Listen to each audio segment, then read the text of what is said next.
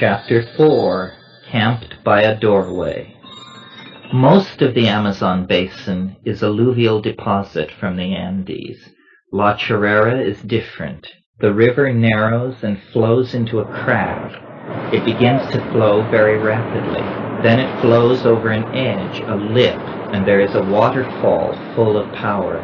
Not exactly a waterfall, but a chute, not a direct drop. This violent flume has made a sizable lake, very unusual situation for the Amazon. Very rarely can one rise above the treetops, but at La Chorrera there are actually hills and one can get up some altitude. There were no stinging or biting insects. It is a paradisical place.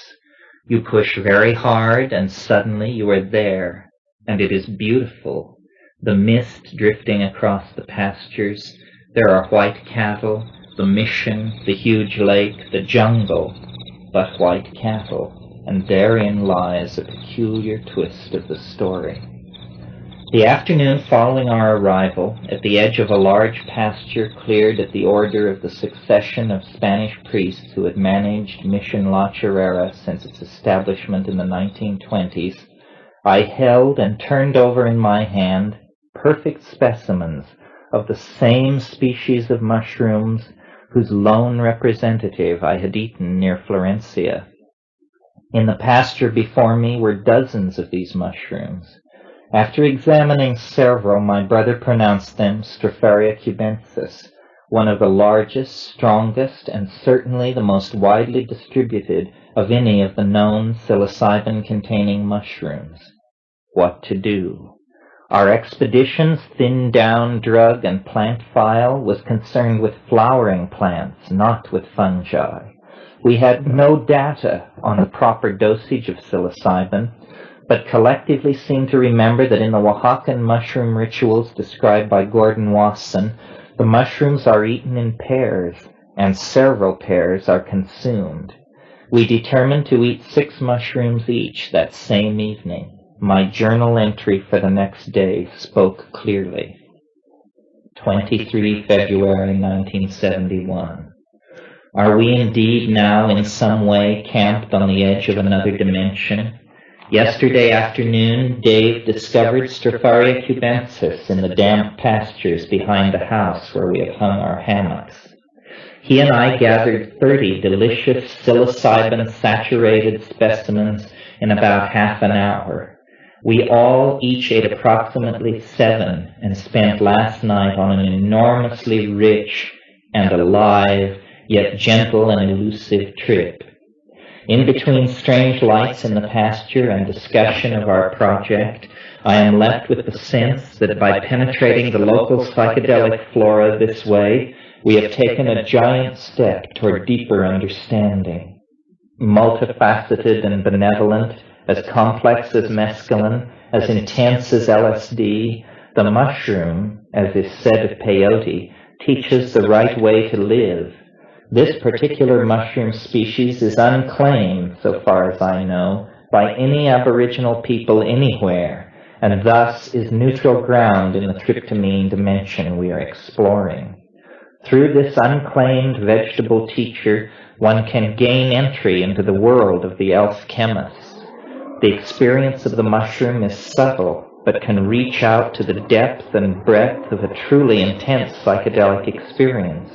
It is, however, extremely mercurial and difficult to catch at work. Dennis and I, through a staggered description of our visions, noticed a similarity of content that seemed to suggest a telepathic phenomenon or some sort of simultaneous perception of the same invisible landscape.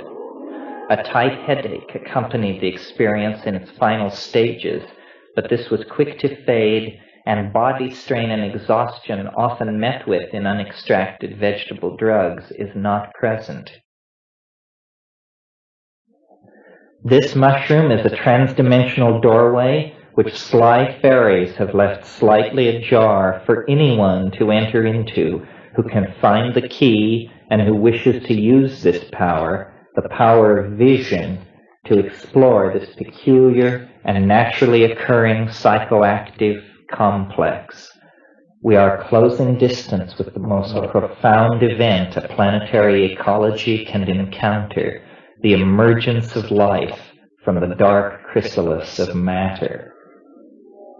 Such were my impressions after only one exposure to the realm of vision over which the mushroom holds sway. The reference to strange lights in the pasture should be explained, since perhaps it has some bearing on some of what followed. After we had eaten the mushroom and an hour had passed and everyone had become comfortable with the pleasant plateau of hypnagogic imagery, someone initiated a discussion. It was Dave or Dennis. Dennis, I believe. He said that we were now loaded in the home territory of the secret, and so should not remain in the confined space of our dwelling, but move out into the foggy night, the warm enfolding fog over the pasture. Discussion. Not all should go. A delegation. Who should it be? Dennis nominated Dave and myself, calling Dave the least skeptical, me the most. Vanessa objected to me as most skeptical, suggesting instead that Dave and Dennis should go. I heartily agreed, not actually wishing to visit the dark and dewy pasture myself, and having no faith, so skeptical was I, in the transcendental potential of the errand. Off they went, first loudly proclaiming the total enveloping power of the ground fog, and then, in a theatrically absurd short time, and from off stage, they hollered out that they saw a hovering diffuse light in the pasture nearby. Investigation pursued. Hollering continues but fades. Light persists. Diffuseness persists. Let's go over there. I decided it was time for cooler heads to intervene. Off into the enfolding wettish night I went. I crossed carefully through the barbed wire, wet to my fingers, but warm seeming even at night, so steamy as Amazonas. Once united with Dave and Dennis, I found the situation far closer to their description than I expected. There was a dim light on the ground a few yards away. It seemed to retreat slightly as one walked toward it. We moved in its direction for several dozen meters in a series of short advances. At that distance we felt far from our companions back at the house and enveloped in dense, drifting fog. We can follow this light, but we better not get too far away or we will get lost because we don't know the area at all. It was Dave pleading for a retreat, but we continued to follow it. Sometimes it would seem as though it was just 20 feet ahead of us. It seemed as though it was hovering in the air, but then it seemed as if it had fallen into the grass. The light would come filtering back through the grass. We would run forward, and then it would be ahead again in the air.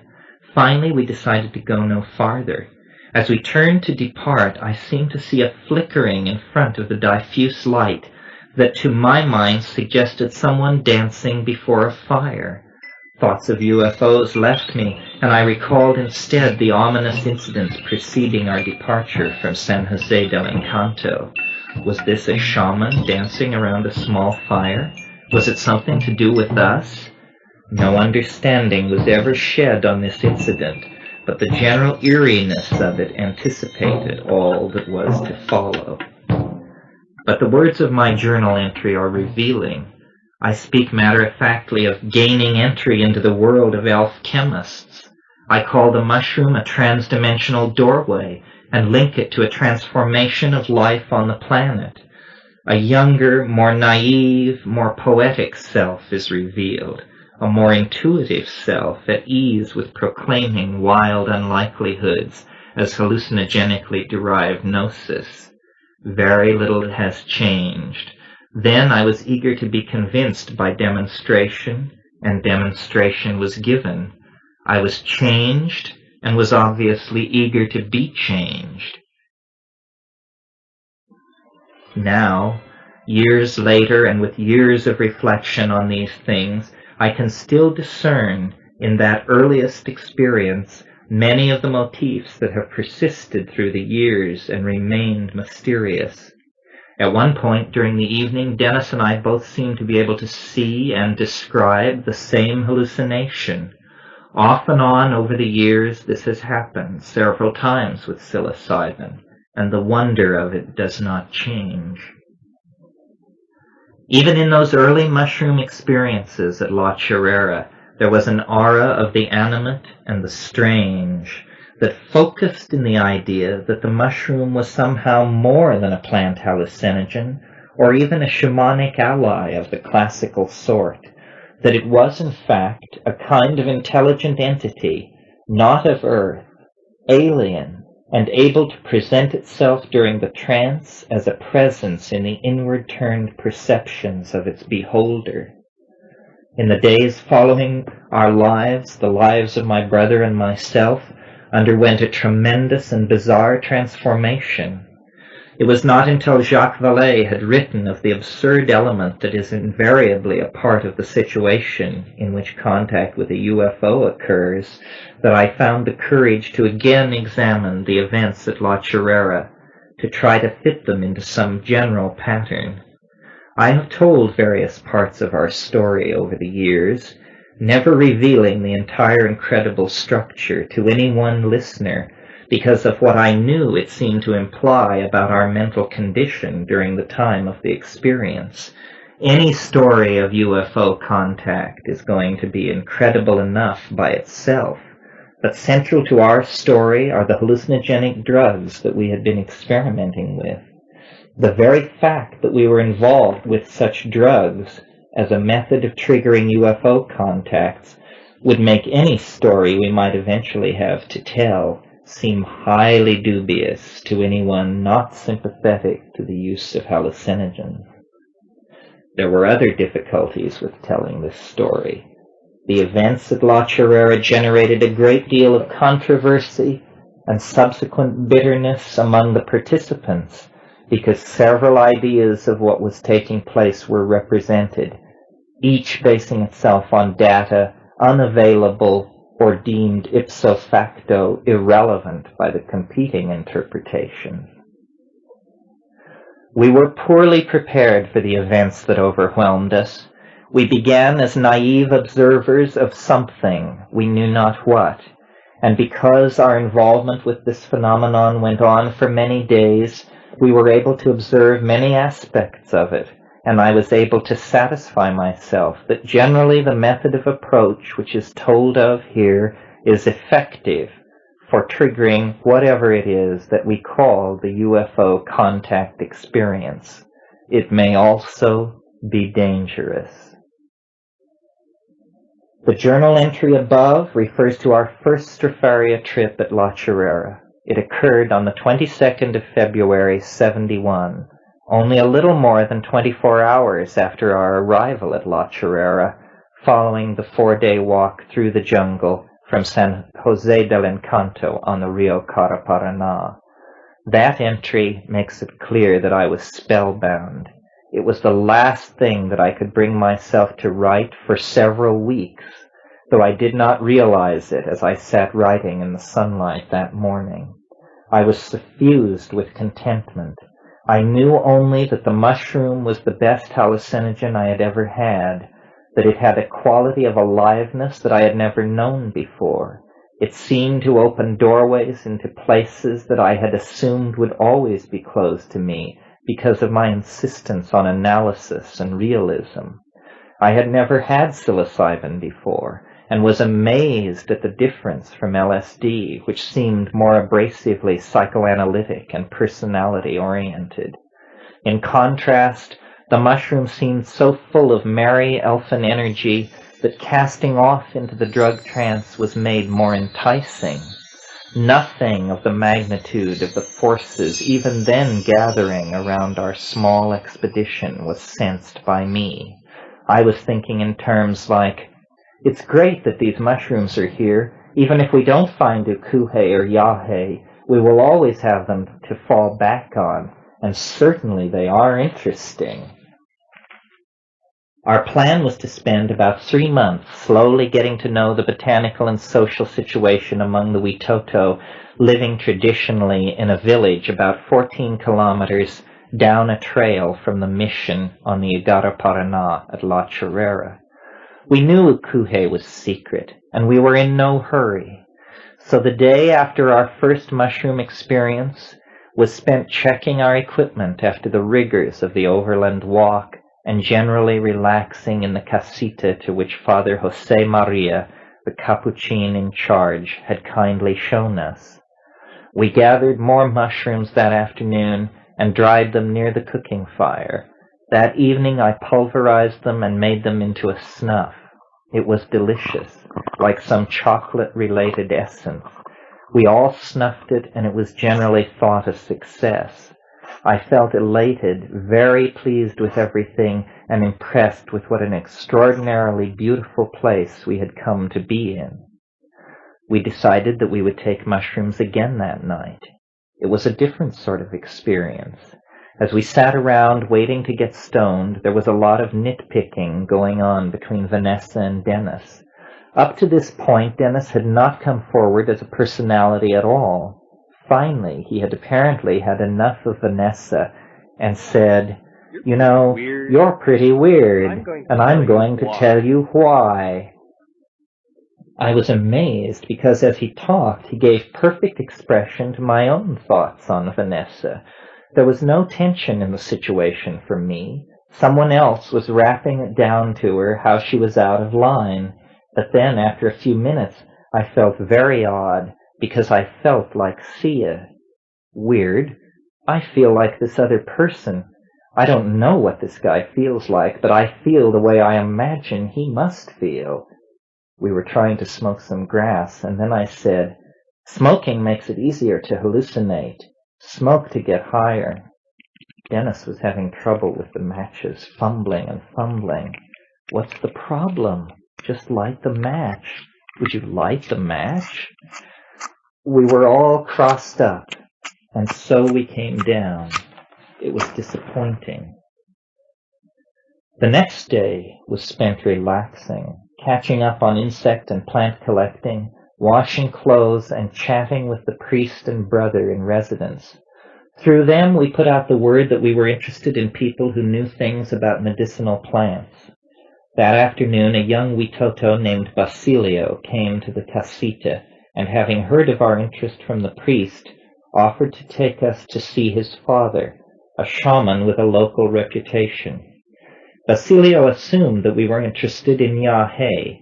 It is the better-known hallucinogen in the area. It is generally available for the asking. The ukuhe was a much more sensitive subject. At La Chorrera, a month or two before we had arrived, there had been a murder, actually several murders and attempted murder. It all had to do with ukuhe. Supposedly, a shaman had murdered one of two shaman brothers by painting the top rung of a ladder with the DMT resin. When the victim had grabbed the rung, the resin had absorbed through his fingers, and he had gotten vertigo and had fallen, breaking his neck. The shaman, whose brother had been killed, struck back by causing an accident. The alleged murderer's wife, daughter, and grandchild had been in a canoe above the Chorro, and unaccountably unable to reach the shore, they had been swept over it. It was said they were victims of magic. Only the wife had lived through it. It was not the time to be asking about ukuhe. Basilio insisted that the yahe was a day upriver at his father's maloca. He had a small canoe, so only two of us could go with him. After consultation, it was decided that Ev and I should go. We left at once for the river, and I took my film canister of snuff with us. Calm was the day and blue the sky. An extraordinary peace and depthless serenity seemed to touch everything. It was as if the whole earth was softly exhaling its exhilaration. Had such a mood developed no further, it would have passed into being but a pleasant memory. In the light of later events, I now look back on that afternoon of deepening contentment and almost bucolic relaxation as the first faint stirring of the current that was shortly to sweep me toward unimaginably titanic emotions. Our new Witoto acquaintances were very kind. a different sort from the Huitoto of San Jose del Encanto. We were shown their cultivated yahe plants and given cuttings and a bundle of the vine so that we could make our own ayahuasca. Basilio described to us his own single experience with yahe when, several years before, after days of fever from an unknown cause, he had taken it with his father.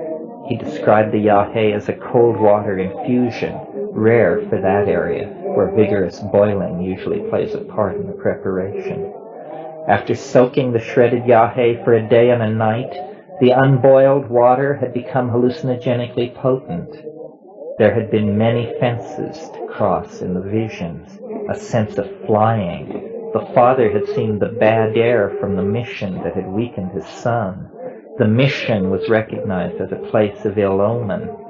After this experience, Basilio recovered his health and was less often at the mission, he told us.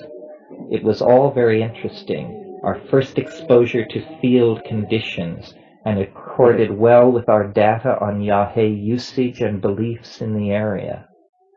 We hung our hammocks in a small hut near the main Maloca that night. I dreamed of fences and the pasture back at the mission. The next morning early we were rowed back to the mission by Basilio. Our collections of Banisteriopsis were reason for pride, but again I felt the elation whose depth could not be found. Peculiar, I muttered to myself as we swung inside of the mission, overlooking its lake, and placed on a sunny hill with a row of date palms sweeping up from the boat landing. Very peculiar.